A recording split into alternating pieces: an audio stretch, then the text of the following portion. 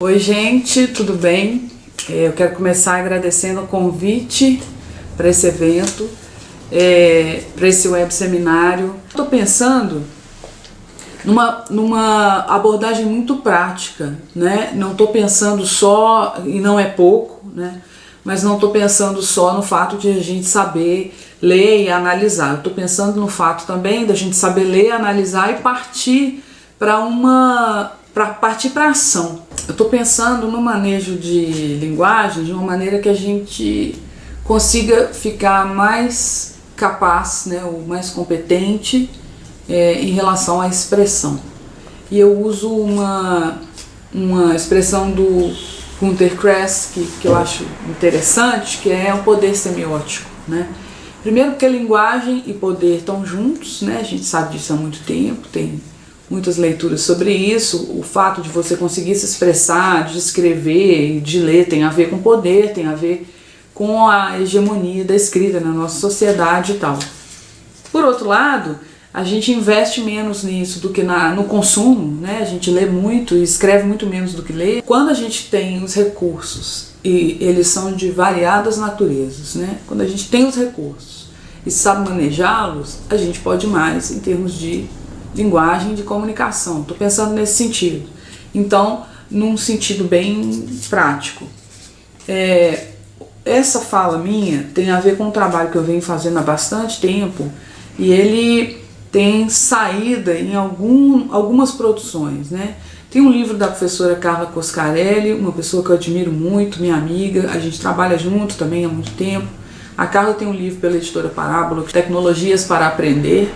Vários colegas têm capítulos nesse livro e o meu capítulo trata bem desse assunto aqui, do manejo de linguagens e como a gente trabalha isso, pode, né, trabalhar isso em sala de aula, fazendo as pessoas repensarem que recursos elas estão manejando para fazer aquele texto ali, né? O meu capítulo diz respeito à importância diz respeito a uma situação de sala de aula, né, em que eu pedi os alunos de ensino médio, da disciplina redação, que lá no caso da minha instituição é separada, né, português, literatura e redação, e eu estou ali nas aulas de redação.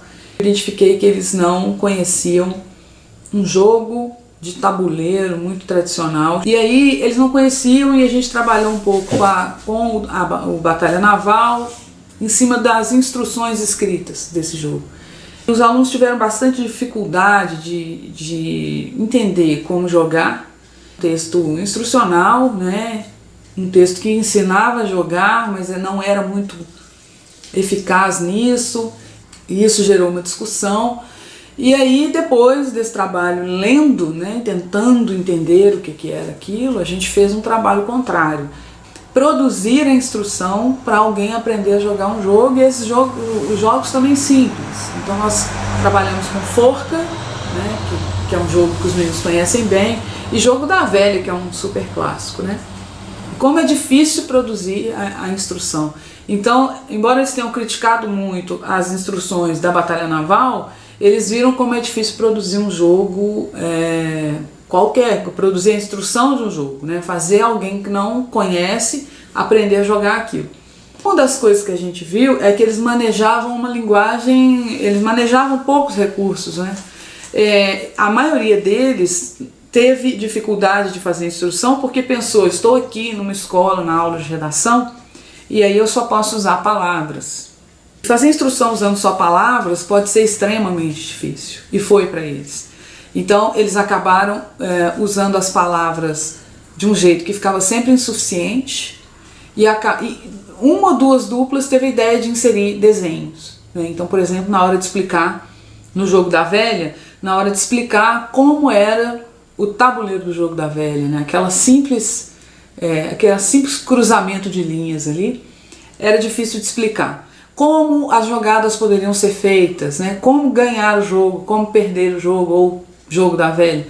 E essas duplas que tiveram a ideia de desenhar, obviamente foram mais bem sucedidas. Mas ficou no ar aquela questão, mas podia desenhar, né? Quer dizer, o gênero pede isso até. E aí é uma coisa da teoria também, né? Tem a ver com o que o Kress e o Van Leeuwen falam, no sentido de você escolher o melhor recurso para dizer o que você quer dizer, né? O que é melhor usar para dizer isso aqui que eu pretendo, né? Essas poucas duas duplas aí é que pensaram, bom, eu posso manejar esse e esse recurso, eu vou dizer melhor o que eu preciso. Vai cumprir melhor o objetivo dele, mas não é uma ideia que vem para todo mundo. Talvez, né, isso tenha a ver com o fato de as pessoas estarem ali no ambiente escolar e elas têm uma ideia do que seja, estar numa aula de redação. Fortemente também tem a ver com a ideia de que uma redação são 3 parágrafos, dissertativos, argumentativos. Não são necessariamente, a gente pode trabalhar muitos gêneros nas aulas de redação. E aí eles ficam contaminados com essa ideia de que aquilo precisa ser só em palavra, tem que ter um determinado formato e é legal a gente abrir esse leque aí. Eu falei do capítulo lá no livro da Carla, mas tem outras situações, né? Nesse livro aqui, no Textos Multimodais, eu trabalhei o livro inteiro com turmas de ensino médio. Tem uma parte aqui que é um relato numa turma de primeiro período de ensino superior, de um curso de engenharia, mas eu vou partindo para coisas um pouco mais radicais. Então a gente faz esse mesmo tipo de exercício. Eu vou lá, proponho para os meninos, aqui no caso desse livro, eu proponho para eles textos compostos de palavras que podem ser transformados em textos num nível de multimodalidade maior, né? Estou partindo disso porque todo texto é multimodal, não conheço nenhum texto monomodal na face da Terra, ninguém conseguiu me apresentar um ainda. E no caso desses textos aqui, os textos já eram multimodais quando eram só palavras, mas podiam ser compostos com mais recursos semióticos, né? Podiam ser compostos de outros modos, até de outras linguagens, se a gente pensar. Então o que acontecia? A gente dava para eles, por exemplo, um texto sobre a bibliografia da Clarice Lispector, todo de palavras. Clarice lançou o livro tal no ano tal, o livro tal no ano tal, tudo isso explicado, e eles tinham que pensar uma maneira de fazer aquilo usando também imagem, por exemplo. Eles podiam fazer vídeo, fazer outra coisa, mas com os recursos que a gente tinha ali naquele momento, eles conseguiram pensar, alguns ou a maioria, o que é uma linha do tempo, mais ou menos um gráfico, né? Coisa comum nos livros de história e em outros livros. Então a gente foi trabalhando nesse sentido com textos que eram menos complexos, como esse da linha do tempo, pensar uma linha do tempo, e outros muito mais complexos, uma narrativa que tinha a ver com o assassinato, e eles acabaram pensando numa história em quadrinhos, mas uma coisa é você desenhar uma linha do tempo, né, muito mais fácil, outra é você fazer uma história em quadrinhos, a complexidade é muito maior, e até o seu talento para o desenho tem que ser muito maior, né? E aí nesse momento a gente entrou com tecnologias digitais, porque a tecnologia digital ela consegue estender uma capacidade que você não tem à mão, né? A mão literalmente. Então a pessoa que não sabia desenhar, por exemplo, podia usar recursos que ela encontra meio prontos. Então na verdade ela só precisava aprender a montar. E você usa o recurso que está disponível ali. Aconteceu isso também em termos de pensar, fazer o plano do texto, né? Então, às vezes a pessoa olhava o texto e não tinha ideia nenhuma. Aconteceu, por exemplo, com o organograma, que também é uma forma gráfica conhecida, mas não veio à mente da maioria.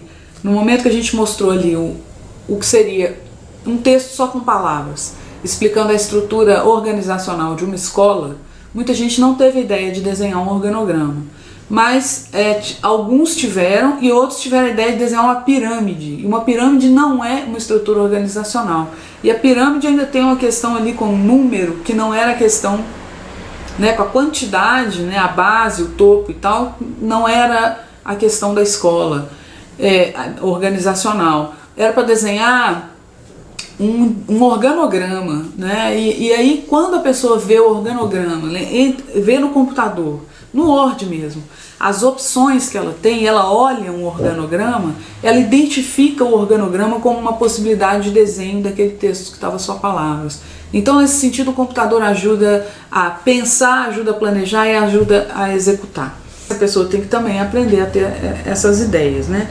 Outras situações parecidas com essa, estão aqui nesse aqui que é irmão do texto multimodais, mas 2 anos mais novo, que é o Escrever Hoje, também muito ligado a essa minha preocupação com o manejo de modos semióticos para a gente se expressar melhor. Mas sem esquecer que todos os modos semióticos são importantes, seja qual for a natureza dessa tecnologia. É muito importante eu usar, aqui no final do livro tem uma parte, eu agradeço os fotógrafos aí que cederam as fotografias aqui, né? Aliás, não, é no texto multimodais tem um agradecimento porque eu falo do cartaz, né, da cartolina, do canetão, da caneta hidrográfica, que é importante como computador. Dependendo do momento, dependendo da situação ali que você tem, você precisa manejar recursos que têm a ver com aquilo ali, que vão ser mais eficazes naquele contexto. Não adianta, eu vou tirar o quê? Um computador do meio da passeata, né? Não, eu preciso de outras coisas que são ágeis e são eficazes para aquele contexto. No Escrever Hoje, eu estou preocupada com coisas assim também, e é nele que tem um capítulo que chama Tecnologia e Poder Semiótico. Escrever Hoje, em que eu uso bastante essa expressão do Kress, explico, né, o que ele chama de poder semiótico e de como eu me apropriei disso para fazer o meu trabalho, inclusive meu trabalho prático como professora de redação. Bom, eu estou refletindo, mas eu estou dando também sugestões sobre os elementos para a ação da gente, né, de nós, professores, no ensino disso, né, mostrando como é importante pensar na edição do texto, né, não é uma questão só, como todos nós sabemos também, não é uma questão só de faz uma coisa em 40, 50 minutos, né, é uma questão de editar, uma questão de pensar, planejar, usar os recursos disponíveis ou os melhores para aquele texto, para aquela situação, para o que eu quero dizer, e depois conseguir fazer os ajustes importantes naquele texto para ele ficar melhor para quem vai ler, para quem vai dizer também, mas para quem vai ler principalmente, né? Então são uma série de discussões que fazem uma conexão muito forte entre palavra, imagem, tecnologias todas e tecnologias digitais. Tecnologias digitais entram, né? Como que elas podem favorecer a expressão? Elas são um recurso poderoso a mais para essa expressão. Esse vídeo aqui é um recurso, né, tudo isso, um web seminário, um vídeo que está sendo produzido de um jeito, não sei se vocês estão escutando assim, o carro passando na rua, o cachorro latindo, mas assim, é um recurso melhor para essa situação nossa aqui, né? Foi uma solicitação da organização do evento, mas é uma situação em que eu poderia fazer isso tudo escrevendo loucamente sobre essas minhas ideias, aliás, elas já estão escritas, mas a gente maneja outros recursos semióticos para fazer isso chegar até vocês. Espero que seja proveitoso, espero que as ideias tenham feito algum sentido aqui, pensando numa contribuição para a formação nossa, né, de professores que ensinam a ler e escrever, mas pensando também numa coisa social, né? No poder semiótico nas nossas práticas sociais como pessoas que leem e pessoas que escrevem e que tem a ver com letramento, naquele sentido mais clássico, né? A nossa participação efetiva na vida em sociedade por meio da leitura e da escrita, do que a gente faz com elas. Obrigada, estou à disposição.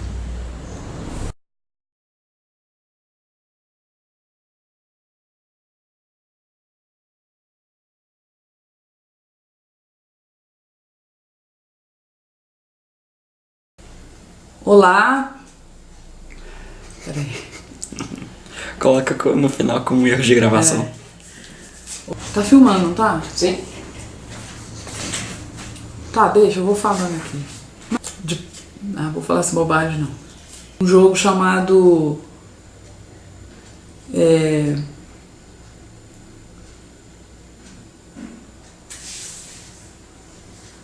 gente, tá me dando branco direto. Todo texto é multimodal. Eu não conheço nenhum texto